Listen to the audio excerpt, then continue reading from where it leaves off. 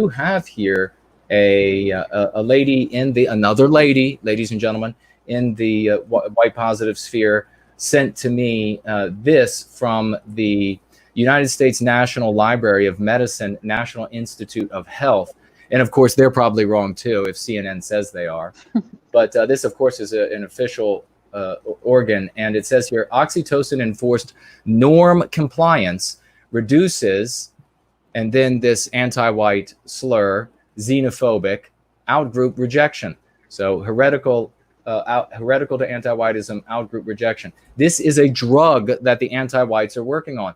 And this is the study. In the midst of rapid globalization, the peaceful coexistence of cultures, and of course what they mean there is races, the peaceful coexistence of races requires a deeper understanding of the forces that compel pro-social, not just social, pro-social behavior, and thwart heresy. Of course, they use the word xenophobia. Yet the conditions promoting such out-group directed altruism have not been determined. Here, we report the results of a double-blind, placebo-controlled experiment showing that enhanced activity of the oxytocin system paired with charitable social cues can help counter the effects of heresy, they use the word xenophobia, by fostering altruism toward, they use the word refugees, and what they mean here, of course, is non-whites. These findings suggest that the combination of oxytocin and peer-derived altruistic norms reduces outgroup rejection, even in the most selfish and heretical, they say xenophobic, individuals, and thereby would be expected to increase the ease by which people adapt to rapidly changing social ecosystems. It goes on to say, and I'll get you both of your comments on this. It goes on to talk about how it's essentially a disease of the mind in a Westman, men and women, Westman. It's essentially a disease in our minds that we don't automatically commit suicide, collective suicide to non-white groups, that we don't immediately just turn everything over, that we resist whatsoever. They're working on this medication because they have said that that is a diseased state. And I will also add, as I pass it to you all, that a medication that could do this to the brain, what is it going to do to the brain of especially our white women? Because it is the process of discrimination by which a woman decides how many and who will be her sexual partners. So what will this do to our women if they are given a drug or forced to take a drug or a shot or what have you, that would reduce that sort of discrimination, would make them more welcoming to sexual partners, more welcoming, more likely to be open in more ways than one, to what they would refer to as refugees here. Wonderful people, I know, all astronauts and engineers, but nonetheless, that would make for a very sick society. But I'll pass it to you, Sarah, and then we'll hear from Carissa. Thank you. Yeah, there's a lot to say. There's a lot to unpack there, as they say. First of all, women, as we know, are highly subjected to peer pressure. Mm-hmm. And I can just unfortunately see this dystopian image in my mind right now of the ladies sitting around the pool drinking their iced tea and talking about how wonderful this new drug is and how, you ought to try it.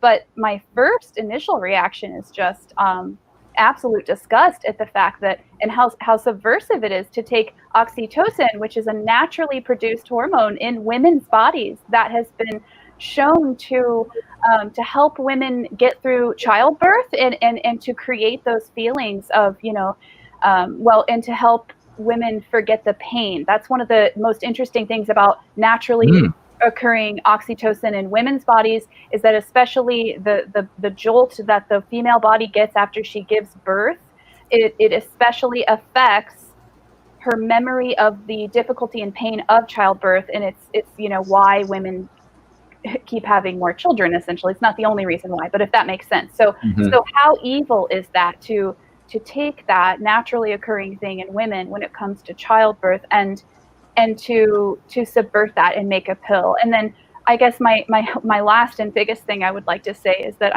my goodness, people, really, do we need a pill for that? Because it seems pretty clear that we as a people are extremely altruistic already, Yeah. to the point, as we all know, I'm sure, that we are pathologically altruistic, and that is why we have been diminished to the point that we have. This is why we're in this position right now, where people are terrified where little boys are terrified, because they're one of the few redheaded children in the class, and they don't even want to say the word race. They don't want to talk about how they were bullied in the hallway, beat up in the hallway, and they don't want to say, if it was a white or a non-white. This is why we have the whole, what is it, the Ann Coulter effect in the news, where we aren't allowed to say the race of a perpetrator of a crime unless it's a white person. I mean, look at the state of things. Like, to push a drug like that on people to make them more altruistic is just, it's absolutely insane. And these are the types of things that we need to really be putting our foot down and speaking out against. And I really think that a lot of women are, I mean, obviously there's a lot of reasons why people are afraid to speak out. We see what happens. Doxing is a terrible thing. It can be very awful. Chris and I have actually both experienced that with our families. We've both been through a dox by evil anti-whites. There's a lot of reasons that people don't speak out, but I would want to encourage mothers, and I would say that you can do it gently, and you can say, when you're at your play group, when you're at the birthday party with your female friends, and they're talking about the children doing something, or watching a movie that you feel is not okay. You have to use your voice. You have to say, no, I don't allow my child to watch that show because it's anti-white, and just kind of start that conversation and use the going free language. You've got to start saying something, because, like I said, women succumb to peer pressure often, and I've done it myself, and I even still do it, like, to this day, even after even though I'm in this process of going free, and I have been for years, and I may be a little further down the road than some, I still find myself doing it, like, kind of succumbing to peer pressure and not saying no to an activity or a show or something for my children. So yeah, just getting back to the drug, though, that's disgusting and evil, and I really hope that nobody takes it. I hope that nobody takes that drug. Are you there, Carissa? Carissa, your thoughts? Can you guys hear me? Yes, I can hear. Okay. I couldn't hear Sarah, but I can hear you. I think this is kind of already happening in a way when you look at certain vaccines that girls get, or even a lot of the hormonal birth controls. It kind of already gives them that, I guess, immunity that they think that they can just have casual sex with whomever. I know that this is more geared towards blatantly wanting them to breed with non-whites, which is disgusting. And I wonder the adverse effects that does have afterwards, even just what they're going to be putting into their bodies, so forth. But hello? Yeah, we can hear you. Okay. It sounded like it disconnected. No. But it's disgusting that they're trying to do something like that they will cater to young girls, and they'll try to start them really young and start indoctrinating them very young. They already are, but it's crazy, and people will go along with it too. They'll just say that it's just a skin color, and to go ahead and breed. I mean, just that YOLO life that they like to promote now. Mm-hmm. I can recall when I was younger and I was working at Dairy Queen. I was in high school or something, or no, college, and a girl, her friends were pushing her to date this black guy, or this non-white, and she did not want to, and she confided in me about it. I said, well, don't. She just said, well, I feel pressure to, and I said, no, don't. It's very natural to not want to do something like that, and she never did. And I mean, I think most people, that natural instinct is there. It's just the outside propaganda that eats at them, and they have that guilt that they have to do it, and that it's what's trendy and cool and what they see on TV and everything. It's sickening now that they've even got to resort, though, to medications that will do such a thing. Right, because they have to resort to the medication for those few remaining young women who aren't succumbing to the propaganda. Am I coming through okay? Yep. Okay. Sure. Yeah, and I would also add, people need to be aware, and these things are uncomfortable. They're ugly. These topics can be depressing. We have to examine them, take them in, and then keep staying positive. You can't dwell on these things, but it is so important for people to realize that when your young girls are in high school, you really, I don't think most people can even comprehend the level of severe peer pressure. And it's very much, there's this narrative that you should date non-whites and that it's very important that you do. And so a lot of young girls say at like high school age, they're getting that. And then they go to college and they, find themselves in regrettable situations. And, I don't know. It's important for people to also realize the rape rates and who's doing the raping. That's very much a common thing that's kept hush hush in colleges and stuff like that. And there's some brutal stuff going on, and it's just awful. Yeah, there shouldn't. I can't believe that if that pill goes through. And I remember years ago seeing articles saying that some of these radical anti-whites were looking for some sort of drug to get rid of, to help white people feel more guilty, essentially. And now it seems like years later they're actually thinking about producing them. It's mind blowing. It's really mind blowing. Yeah, it really is. And as you say, it is predictable. Both of you making really sage points there about this, and it is on the screen right now. The study, ladies and gentlemen, if you want to look it up for yourselves and read a little bit more into their findings and what exactly they are up to when pathologizing our natural instinct to survive. That's what they are doing.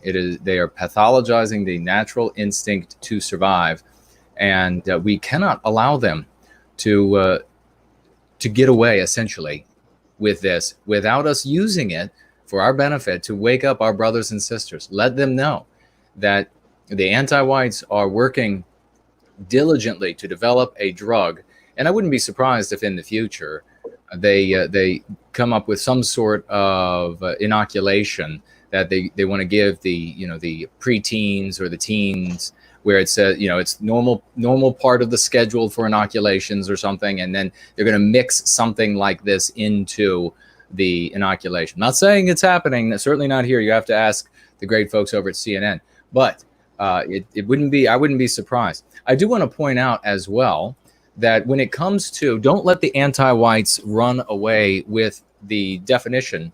And this is what's going to happen in the anti-white narrative. You have to make sure that those you're speaking to understand what you're saying exactly. When it comes to us wanting to survive as a people biologically, we have the moral high ground in wanting to perpetuate who and what we are. So when we say, like Carissa said, they're trying to get these young white girls to want to date and reproduce, and it's obvious, it is in your face 24/7 that this biological white erasure is one of the primary things that anti-whites want to do, for the obvious reason that it inflicts injury on our people. We have recessive genes. When we produce with others, those genes are obliterated.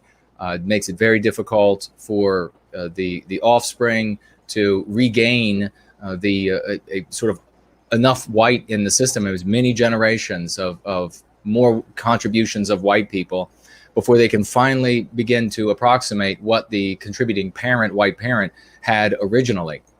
Whereas you don't see that in the non-white races. When they reproduce, they produce something that is a mixture of the two pretty evenly. But the important thing here is that when we say, like Carissa said, it's disgusting, we're talking about the biological white erasure of our people. And that is disgusting. That is evil. That is the purest form. Anywhere else on planet Earth, talking about genociding people is considered the most heinous act, the most odious thing that people could do. So that is our position when it comes to this encouragement to biologically reproduce ourselves out of existence. And I will say this, it is, the anti-whites have also said, and we'll get both of your thoughts on this, they've also said they try to pressure both our young women and young men into saying, well, this is just some sort of prejudice. Of course, this is the inverse of reality, and that's how anti-white narrative works. that is preventing you from otherwise dating and reproducing with these other people, getting to know them and reproduce with them. When in reality, everywhere in nature, it is the norm for animals to be attracted to their own kind. I have bird feeders outside, and I've got 5 different types of finches, and they never reproduce with each other. They are only attracted to their own kind. Nothing. They don't have some sort of prejudicial upbringing where they're being told, oh, you never date or reproduce or do a mating dance for the other finches. They just know that they are attracted to their own kind, and that is who they then. So that is perfectly in keeping with nature, absolutely congruous in all ways, and we can push back. But ultimately, the ultimate pushback here for your children, and we actually had this. Who asked that great question? Was it Luke last week or Kevin? Who was it? I was asking about this. How do you teach your children or nieces or nephews not to want to go out and do this? And then the first thing is that you have to inoculate them against anti-whiteism with the meme curatives we have in Go Free. Because when you do, the great power of the anti-white regime at the universities, in the high schools, in the elementary schools, in the news and entertainment media, that great power that they have to brainwash and to infect turns against them. And they end up with every effort to propagandize, to infect, they end up affirming what you as a parent or an uncle or an aunt have taught your children or nieces or nephews or grandchildren or whatever it might be, that these people are out to white erase us from civilization. And the worst white erasure is biological white erasure. Of course, the next thing you can do is teach them to be proud of who and what we are. Celebrate all of the different heritages that we have in Europe, everything that we have created. There is an infinite level. It's so amazing that people will say such ignorant things, white people who are trying to be honest, like, what really is our culture? That demonstrates such abuse from childhood all the way through their lives, this white noir, such abuse that they can't even begin to think about their own well-being. And I will say, when it comes to biological white erasure, all of our statues being torn down now, these buildings where records are kept being torched, churches being burned, and statues at the churches thrown into rivers, the drowning of statues, which is the precursor to the drowning of people, the hanging of statues, precursor to the hanging of statues. All of this, the inner works like roads and bridges and dams crumbling, all of that can be rebuilt if our biospirit stays intact. All of that we can make again. All of that we can make even more beautiful than it was made before, because we're going to be free of anti-whiteism. But if we are biologically white erased, it's over. There's no reclaiming it. It sinks and it never is there to return. So I'll